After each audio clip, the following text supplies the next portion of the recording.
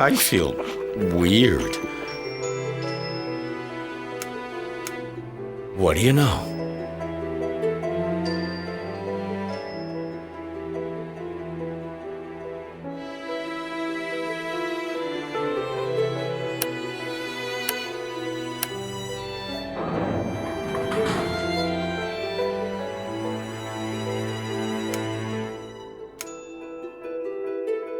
It's the Earth, the planet of my birth. Corpses of lunar beings. I'm in a necropolis. I'm locked in. See the Earth and die. That's how I would translate that inscription. I like to think that lunar pilgrims came to this place to worship the Earth. Once they accomplished the rites, they considered their existence fulfilled and lay down to die. As for me, I firmly intend to find a way to get out of here. But first, let's explore this necropolis.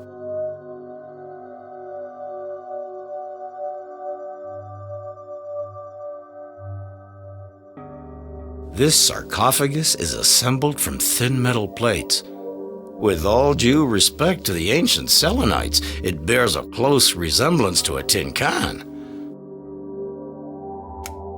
Damn! I've opened the sarcophagus, but I broke my can opener.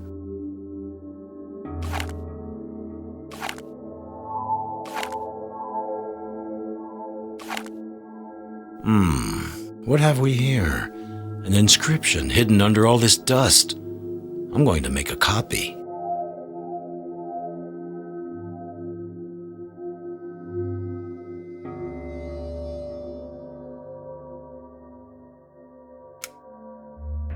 Human bones?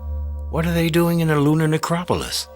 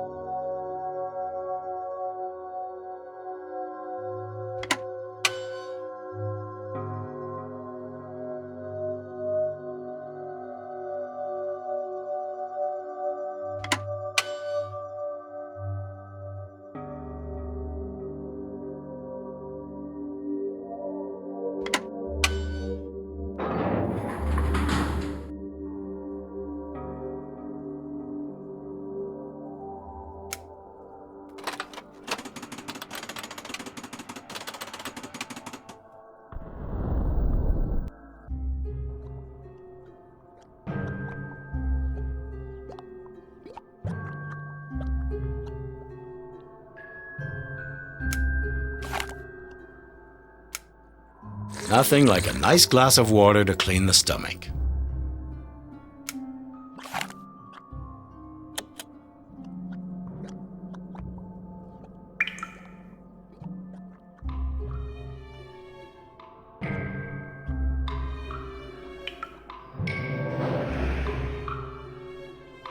I've got to find a way to make this elevator work.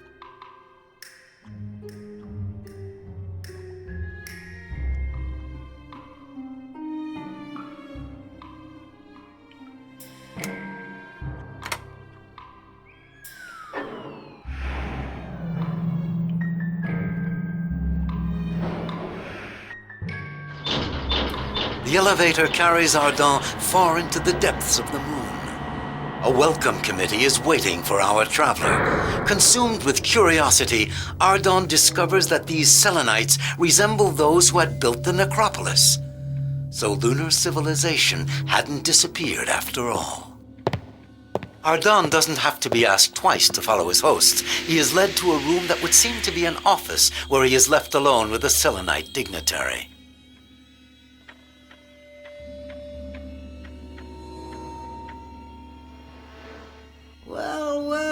Earthling, disturbing the peace in our woods and countrysides wasn't enough for you?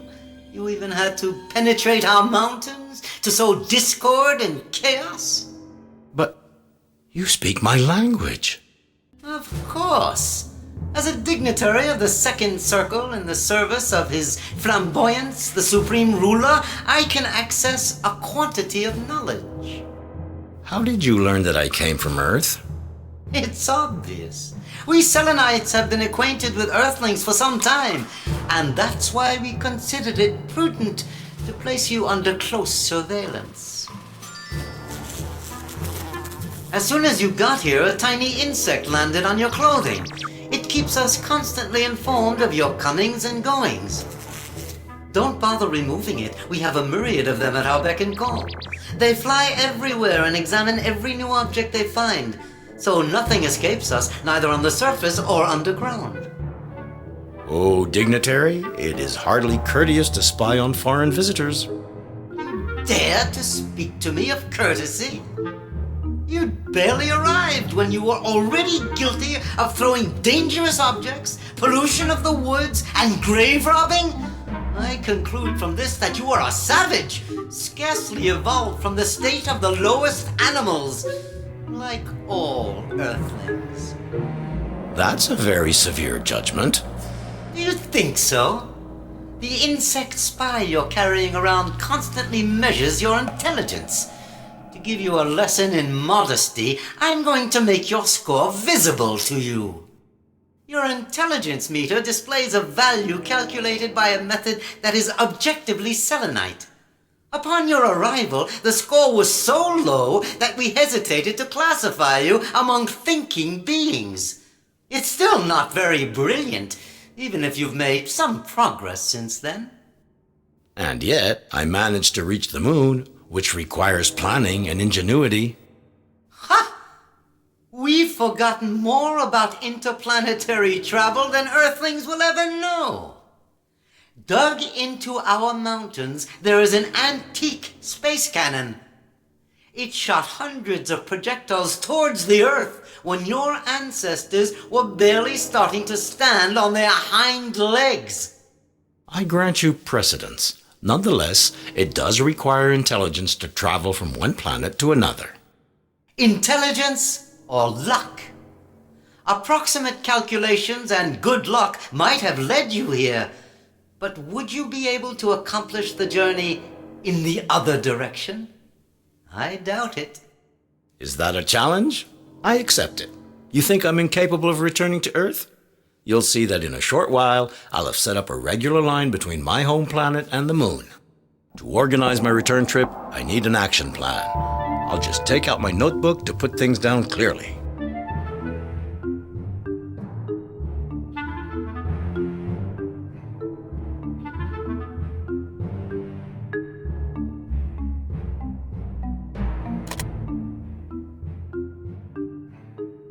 It's a perfectly verified fact. The first crossings were undertaken by pioneers inspired by a mystical impulse. They were the ones who dug out the first space cannon in the lunar mountains. They quickly made another one on Earth, thus allowing regular exchanges between the two planets. A few centuries later, we tired of that pastime. We abandoned any inclination to travel and drew back into a sort of isolationism, much more suitable for an adult civilization. History as I learned it never spoke of your passage on our planet. That's hardly surprising. We gave a great deal to human beings, but they have no memory of the benefits they received. Ingratitude seems to be a constant feature of human nature. You really do have a poor opinion of us. During the age of voyages, we tried to educate you. In those days, it was quite the rage to have a human as a servant or as a pet. Your manual dexterity and your talent for imitation can make an impression for a while, but your native brutality will always prevent you from becoming truly civilized. And yet, while visiting one of your temples, I discovered that at one time you worshipped the Earth. That was before we knew you Earthlings. We worshipped your planet when it was inaccessible. Our devotion ceased when the age of disillusionment follow the age of voyages. Today we avoid dissipating our efforts and concentrate our energy on the interior. We don't leave our caves unless it's absolutely necessary.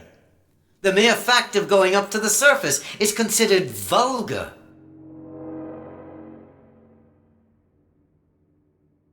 The information you seek is truly precious. My dignity prevents me from giving it to you without some monetary consideration. How much do you want? More than you have. Ask your question again when you're wealthier. Naturally. The laboratory is on level 1, where there's also a lumen production unit. Even lower, we have a room devoted to the ancient techniques of the Age of Voyages. I need to get into those installations in order to prepare my return journey. How can I do so? By plugging the proper hierarchical keys into the control panel of the elevator.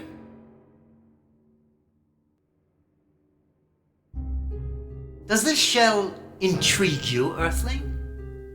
It's a bell-bob conch. Placed near my auditory canal, this shell enables me to understand every language, even rough, barbarous, and dissonant ones like yours. So that's why you understand my language. But how do you manage to speak it? My advanced vocal organs can easily reproduce the flat sounds uttered by the human throat. From the lost ocean, the cradle of life on the moon, the waves ceased crashing upon its dry shores eons ago, but the bell-bob conch still resounds with their echo. It possesses some very ancient wisdom common to all living beings. This explains its strange powers.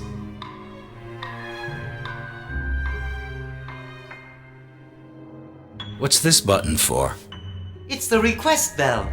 It allows every Selenite to obtain a hierarchical key on a level corresponding to his merits. What purpose do those keys serve? Symbolically, they confirm the rank of the individual carrying one. From a practical point of view, they enable him to open doors, to use the elevator, to turn on certain machines. But why all these locks? Are you afraid of thieves? Not at all. Theft, in the sense you give to this word, is foreign to our mentality. Our codes and locks are there to keep out the ignorant and to reserve access to certain installations to the wise beings capable of taking advantage of them. Very interesting. Could I obtain a high-level key? I know that you already possess a level 0 key obtained in very dubious circumstances. If you think you deserve better, follow the normal procedure and ring the bell. What's this button for? It turns on a reading screen used to teach our descendants when they've just hatched. You've decided to learn to read our writing? We'll see if you're able to. Ideograms will be displayed in front of you, Earthling. Try to guess their meaning. Correct. Correct. Correct. Correct.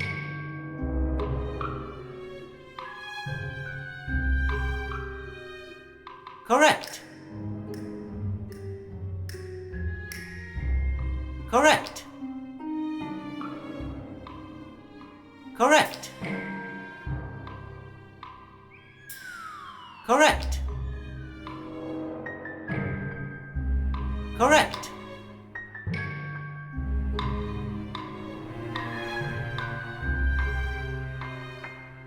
Correct. Correct. Correct. You passed the test. To my great surprise, you've managed to master the fundamentals of our writing. If you're not afraid of cerebral overheating, work on understanding our spoken language by using the harmonic educator on your left. What's this machine for? It's a harmonic educator. It enables you to practice your comprehension of spoken Selenite by memorizing the sounds regularly associated with our ideograms.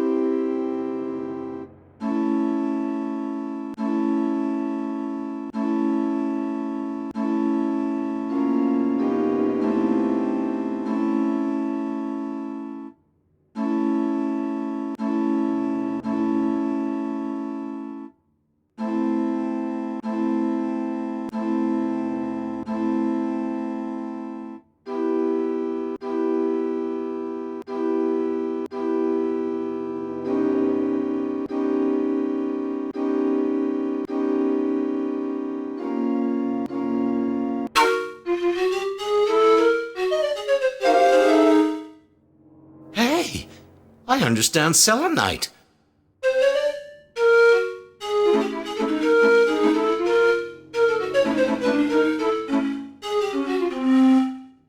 Well, I'm sure I could obtain a perfect score with practice. And I think that perfect mastery of our noble language is beyond your capacity.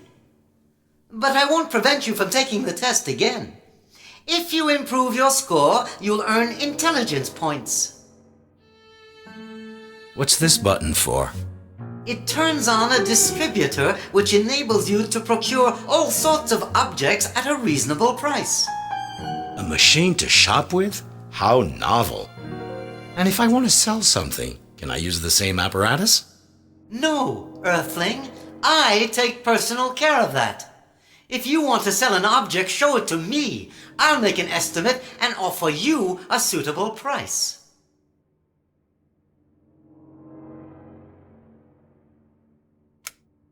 Do you want to sell this object? I'm not sure. If I let it go to you, but then need it later, I'm afraid I'll be in a mess. You could always buy it back by using the distributor on your right. Let's see. How much will you give me?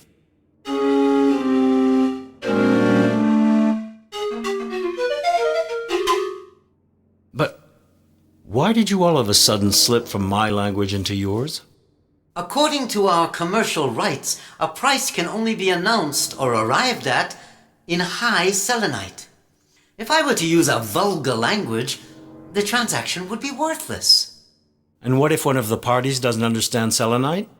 In that case, he has to trust the other one. Is it not the lot of the ignorant being to place his confidence in the wise being's judgment?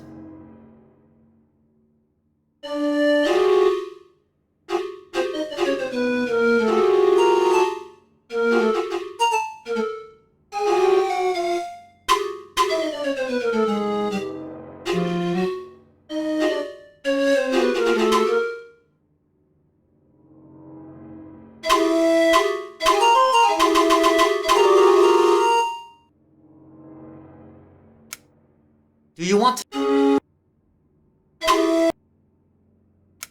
Do you want to...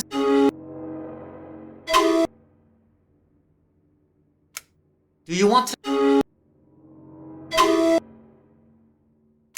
Do you want to... Do you want to...